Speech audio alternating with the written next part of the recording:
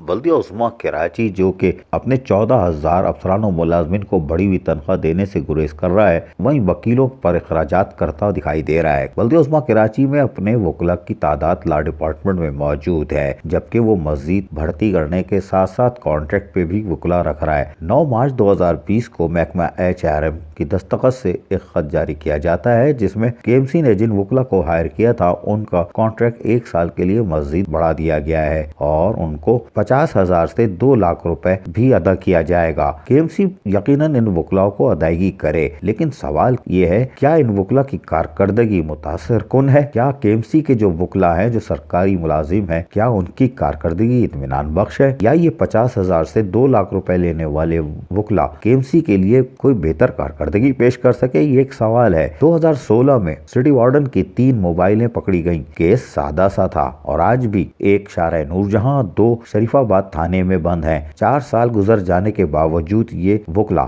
اپنی 3 city warden کی mobile عدالت کے ذریعے واپس نہ لا سکے، جو کھڑی کھڑی اسکریپ ہو سکتی ہیں، اور اس کی تباہی کا تماشا دیکھا جا رہا ہے۔ کیا یہ ہے بلدیہ عظمیٰ کراچی کا لا ڈپارٹمنٹ، جس میں اپنے وکلاء تو ہیں لیکن کانٹریکٹ پر 50,000 سے 2 لاکھ روپے تک کے مزید 5 وکلاء ہائر کیے ہوئے ہیں؟ یہ کیا مذاق ہے؟ ایک طرف بڑی ہوئی تنخواہیں نہیں دی جاتی اور رونا پیٹنا ہوتا ہے، لیکن پیسے کی ایسی فراوانی، سبحان اللہ۔ عزیز عارف، KBS بلدیاتی نیوز کراچی۔